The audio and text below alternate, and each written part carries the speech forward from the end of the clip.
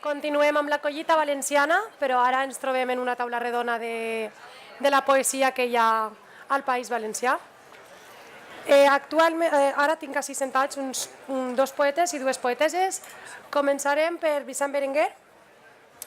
Vicent Berenguer presenta poesia completa, cartes a Fernando Pessoa, obra poètica que trobem en una edició bilingüe portuguès-català, la qual tracta d'una selecció de la correspondència de Mario de Sacarneiro amb Fernando Pessoa en els seus darrers anys de vida. Bé, podria començar a parlar sobre l'escriptor Sacarneiro, però crec que ningú millor que Vicent ens podria parlar, ja que després de fer aquesta minuciosa traducció ens podries parlar sobre l'escriptor, tu, que ningú millor que tu ho sap. Gràcies. L'edició ha sigut una bona sorpresa, perquè no estem massa sobrats de traduccions i crec que són molt gratificants totes les traduccions que fan o l'esforç que fan les traduccions. Mario Sacarneiro és un poeta reconegut portuguès de principi de segle, final de segle XX, va néixer en el 1890 més o 91 i va morir en el 1919, va viure 26 anys, bé, 24 anys. La qüestió és que en el tombant del segle és un poeta poc conegut però molt reconegut lògicament a Portugal i no és massa conegut, per desgràcia no és massa conegut a la poesia portuguesa, però és un autor molt reconegut per el grup en el que va sorgir. És prou sorprenent no trobar, hi havia algun poema traduït, però la decisió de l'editor, que és encomiable, de fer tota l'obra poètica completa, no és gran, no és llarga. Ell va escriure també novel·les curtes, però va escriure, bàsicament era més conegut com a poeta i reconegut. No és una obra àmplia, diu poesia completa, però no és una obra àmplia, és possible abarcar-la pronte, però la importància és per al grup de gent en la que relacionava. La seva vida, desgraciadament, ho va veure tot negre i es va suïcidar, va acabar pronte, era jove, se'n va anar a estudiar a París i l'ambient de la ciutat el va emmirallar. Els estímuls que tenia dels amics de Lisboa o de Portugal eren molt importants i a pesar d'estar fora manté una connexió molt estreta amb els escriptors amics de la seva generació de Lisboa, que entre ells està el famós després Fernando Pessoa, que en aquell moment era només conegut com estem parlant de l'any 14, 15, 16, 17, 18, 19, no? Era només conegut com a crític, però volien, com sol passar en les generacions joves d'autors, poetes o narradors, imposar-se, donar-se a conèixer, perquè la generació més gran dominava una estètica, el pseudocisme, que es diu, un simbolisme. Ells, com a joves, tenen una altra sensibilitat i intenten donar-se a conèixer.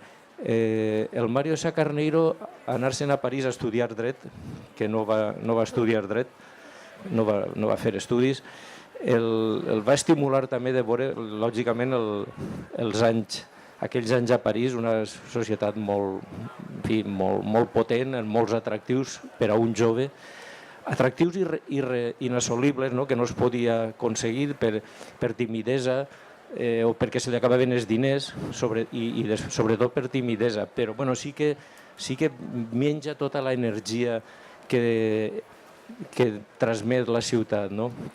De fet, la poesia, clar, està marcada per deixar darrere una escriptura més tradicional i costumista i se l'associa com a futurista.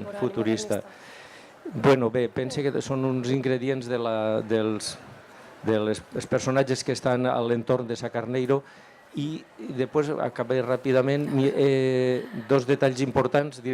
Un dels estímuls forts d'ell era fer una revista per a publicar en algunes coses que no les llegia ningú i no es venien quasi gens, i tota els seus anys estan intentant fer una revista de la que aconsegueixen només fer 2 números, Orfeu. El tercer no van poder, no tenien ja diners per pagar-lo, que els traïa Mario Sacarneiro de son pare, enganyant-lo, dient-li que li feien falta. O sigui, un desastre total. Però els 2 números que fan són molt significatius perquè apareixen les primeres obres en poesia de Pessoa, d'Almada Negreiros, escriptors que quasi 20 anys després són els que han marcat la literatura portuguesa, no?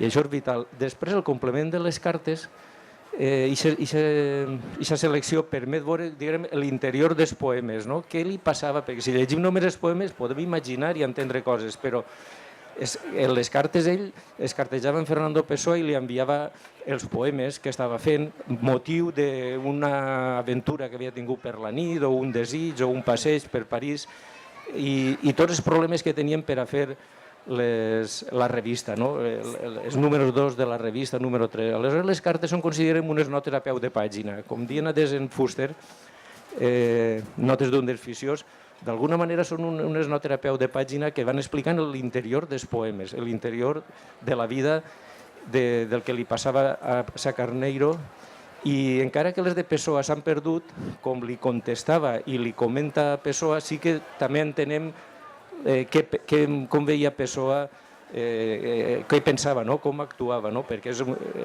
encara que falta una part del diàleg, però sí que es pot reconstruir, i aleshores trobo que és un gran atractiu. Sí, però tot i al ser tan jove, com veiem un alt nivell psicològic a la seva obra. Com pot ser que amb tan poca edat hagi tingut tantes crisis? Com ho interpretaries tu, això? És propi de la joventut. Tenien...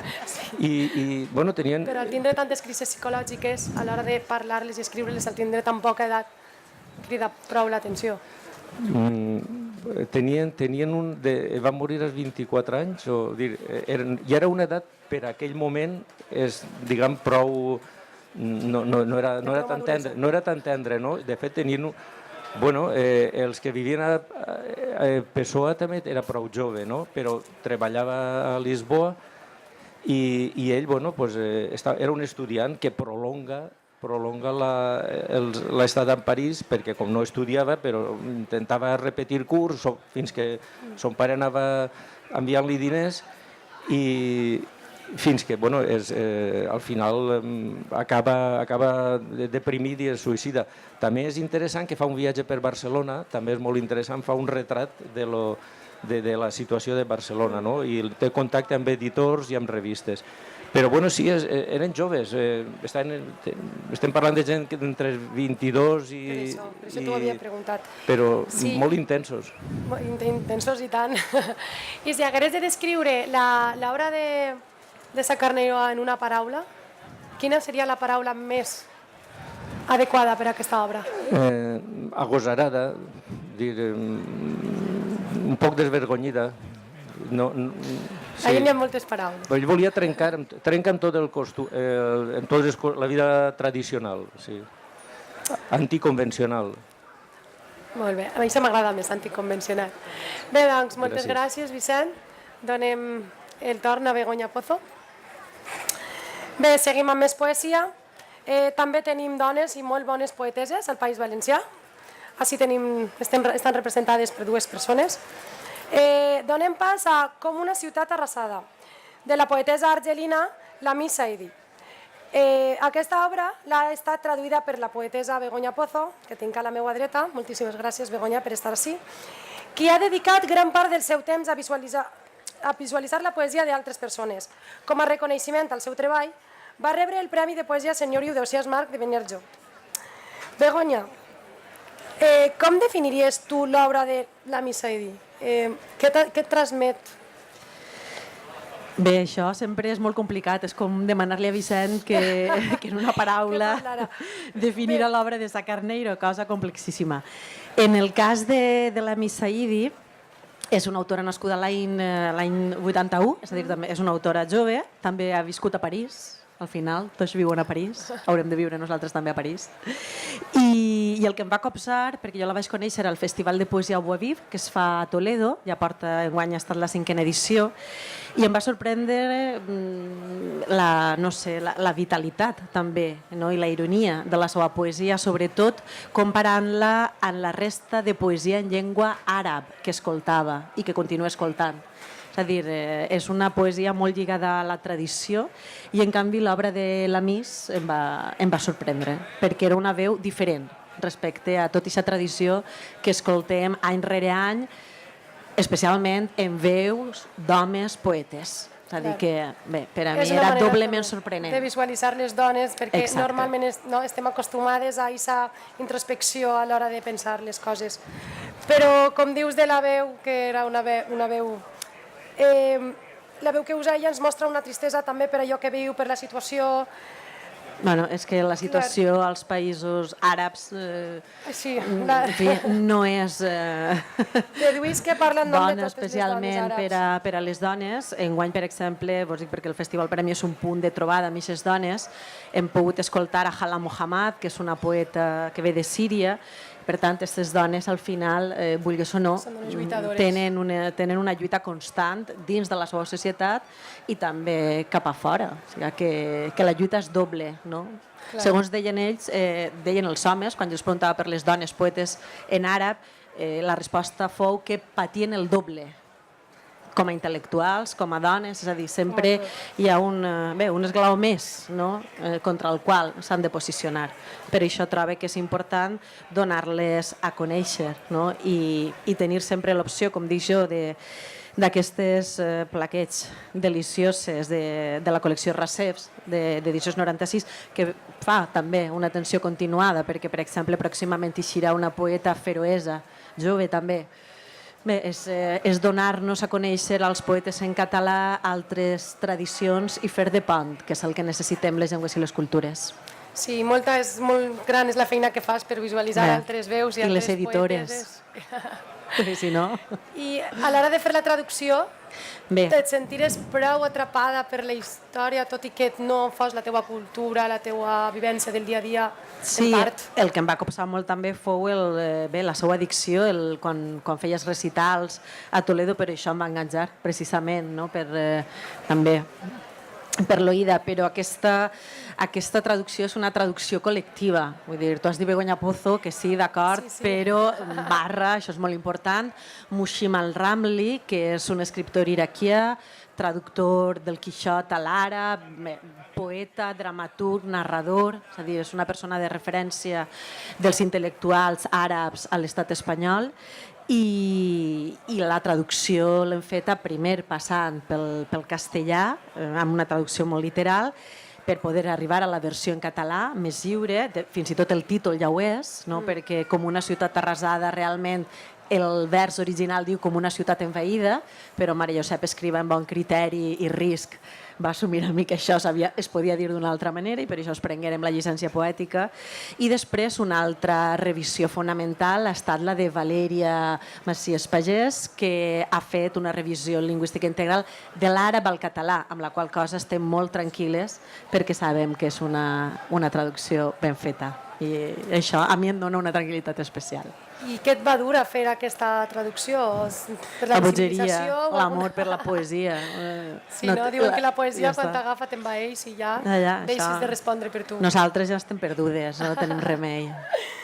Doncs bé, ara si vols, m'havies comentat que volia regalar-nos un poema seu. Bé, doncs Valèria no ha pogut vindre perquè en principi anava a vindre i això hauria estat especial perquè hauria pogut llegir. Si algú sap llegir en àrab, per favor, que ho diga, que alça la mà i... No? No tenim lectora en àrab. Sí? Fantàstic. No? No s'atreveix? Sí, diu que sí. Sí, no? Llàstima. Segur? Bé, doncs en aquest cas llegirem a soles en valencià un poema breu. En aquest cas el que vaig triar d'ella eren poemes en prosa, a voltes també s'acosten als aforismes, i aquest és mitjà, diguem-ne, per l'extensió. No tinc prou dolor per a escriure poesia sublim. No tinc prou dolor per a morir de manera sublim. No tinc prou dolor per a maleir el món amb nous insults. No tinc prou dolor per a cridar-li a la cara. No tinc prou dolor per a estar tota sola. Per això jo sóc com qualsevol ésser humà normal que pateix. I de la mateixa manera que un mosquit no em deixa dormir en una bret nit d'estiu, aquest lleu dolor no em deixa viure.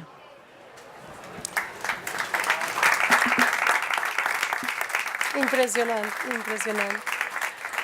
Bé, moltes gràcies, Begoña, moltes gràcies per aquesta lectura, per seguir visibilitzant aquestes dones també, i tant ho necessitem, han d'haver més gent, més dones encara, hem d'eixir més.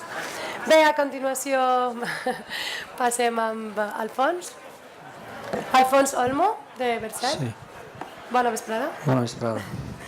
Tenim a Alfons, que ens presenta el seu treball discogràfic i literari de plantes, talaies i cims, i un aroma.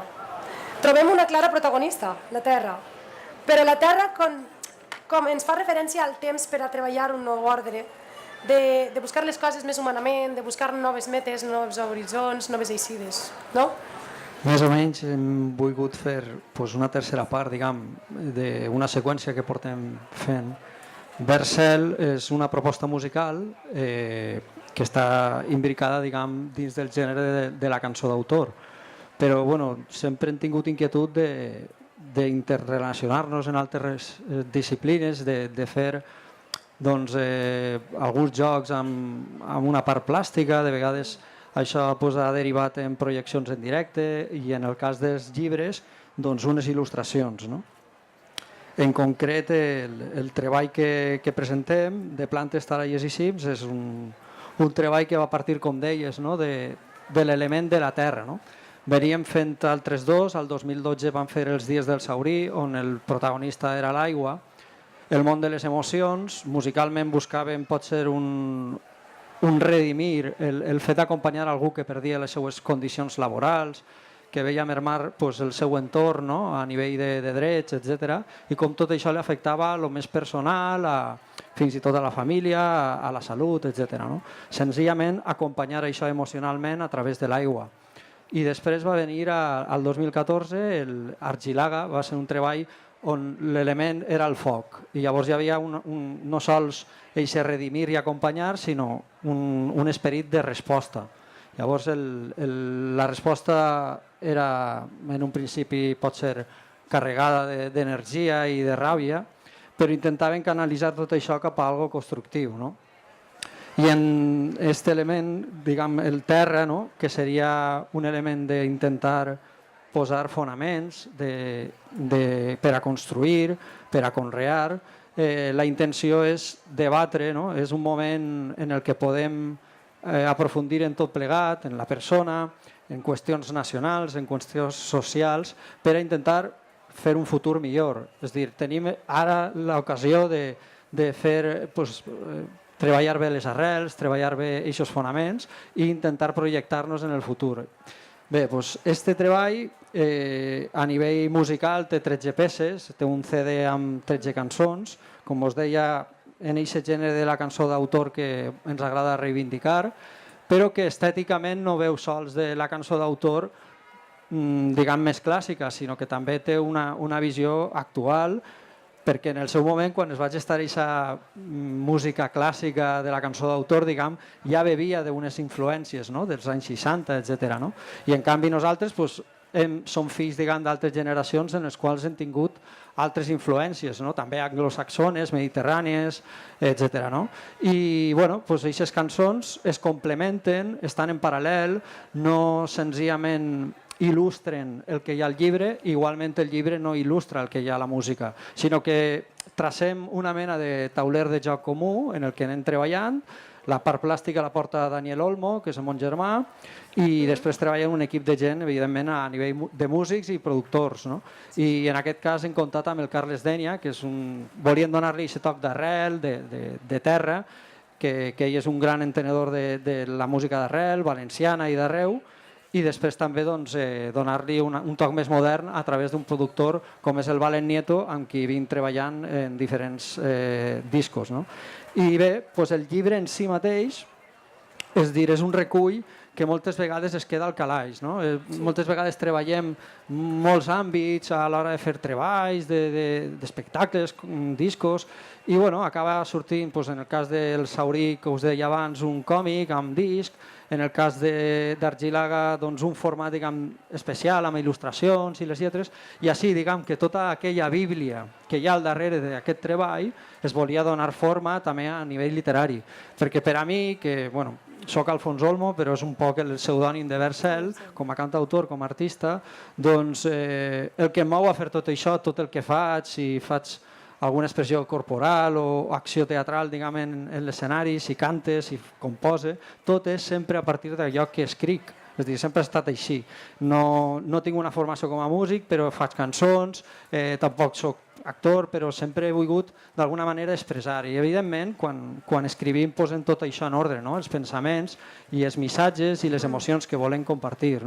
El que escrivim d'alguna forma ens ordena, i això és el que en aquest llibre sí que he volgut que estiguera, el rerefons de tot això, i llavors pren forma de diferents maneres. Una seria més horitzontal, una prosa poètica o un assaig, i altres més vertical, senzillament donar-li una forma poètica, podríem dir. Podríem dir que busques un poc també trencar amb la monotonia dels anteriors, de buscar un canvi, un gir, A nivell com estètic, vols dir? A nivell musical, poètico-musical, en veritat, perquè a l'hora d'estar, com estàs parlant de poesia i música alhora... Sí, perquè per a mi, evidentment, he conegut mateixa els grans poetes, abstractes o més filosòfics a través de la cançó. És a dir, jo crec que és una manera, la música i la cançó d'autor en concret, que ens fa arribar a aquests versos d'una manera molt bestial, molt directa,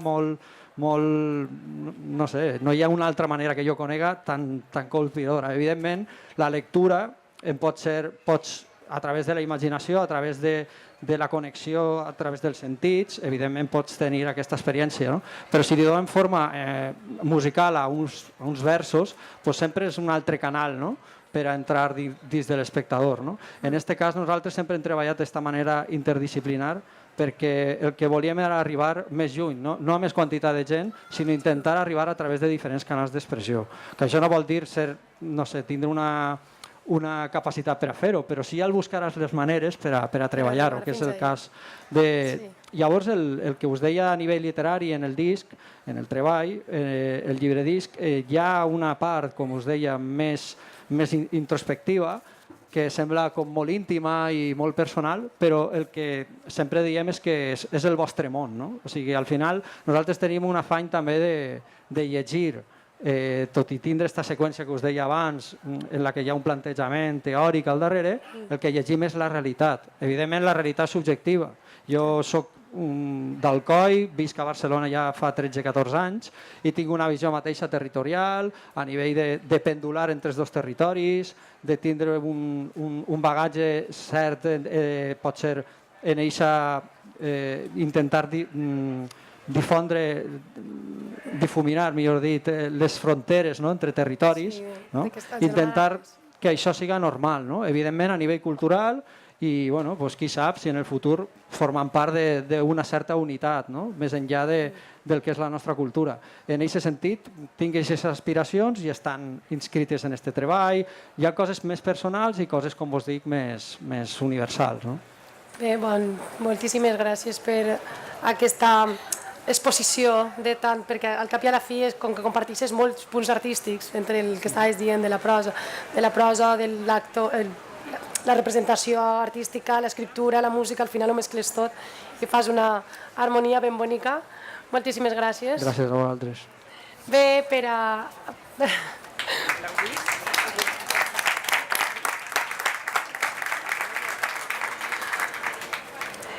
Continuem i acabem amb Imma Màñez Albert. Imma, amb la seva obra Totes les meues dones, la qual va ser guanyadora del Premi de Poesia Margranell a la Vila d'Almussafes l'any 2016. Imma, tothom diu que eres una persona enèrgica. Com definiries per què ets una persona enèrgica? Abans de dir-te-ho, gràcies per estar a tots aquí, bona vesprada a totes i a tots. Moltes gràcies, Dolors i Maria Josep, per donar-me l'oportunitat d'estar avui així. És la primera vegada que vinc a Collita Valenciana i estic emocionada perquè a més estem passant uns moments molt efervescents així al país vostre i al nostre de retruc també. I això, moltes gràcies primer. Enèrgica, sí, suposa que tinc l'energia que tenim quasi totes les dones. Totes les dones tenim aquest punt d'energia que s'uneix a la vulnerabilitat que tenim, però també traguem forces d'on podem i com podem. Jo penso que això és general a quasi totes les dones.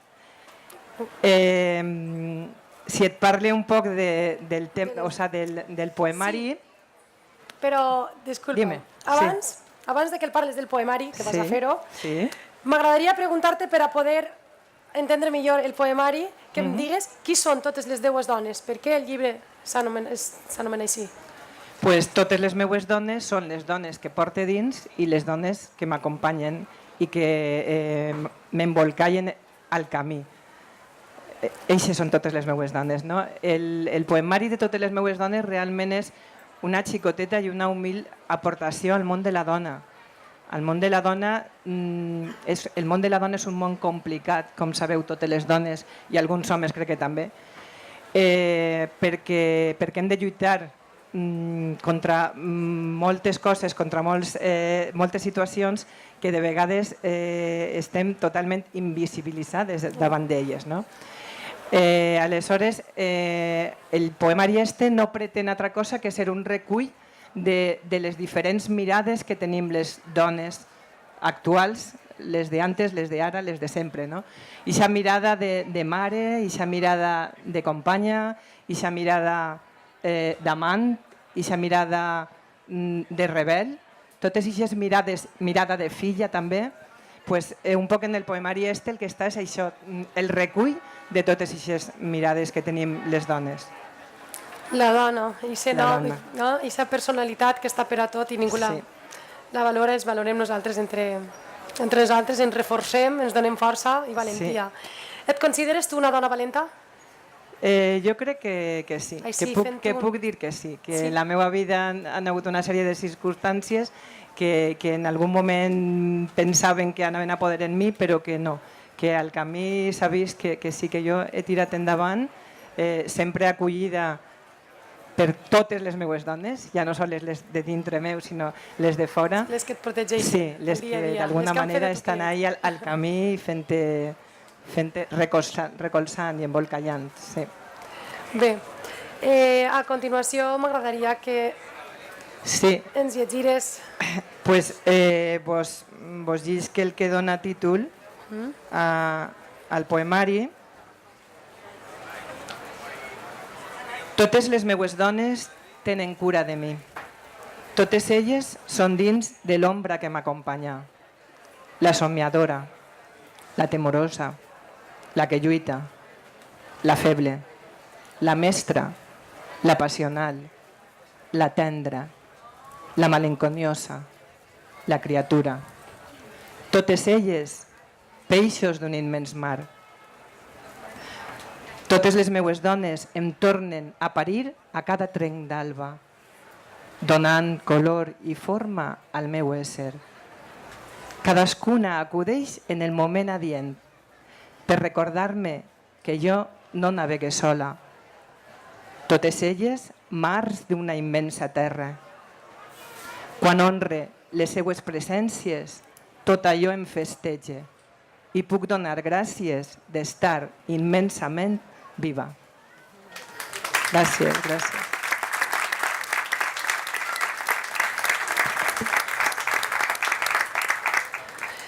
Amb aquest poema crec que no cal dir res més. Moltíssimes gràcies per haver estat així amb nosaltres, donant-nos suport. Esperem que doneu encara molt més suport a totes les dones, les que ho necessiten i les que no, que moltes voltes les que no són les que més ho necessiten.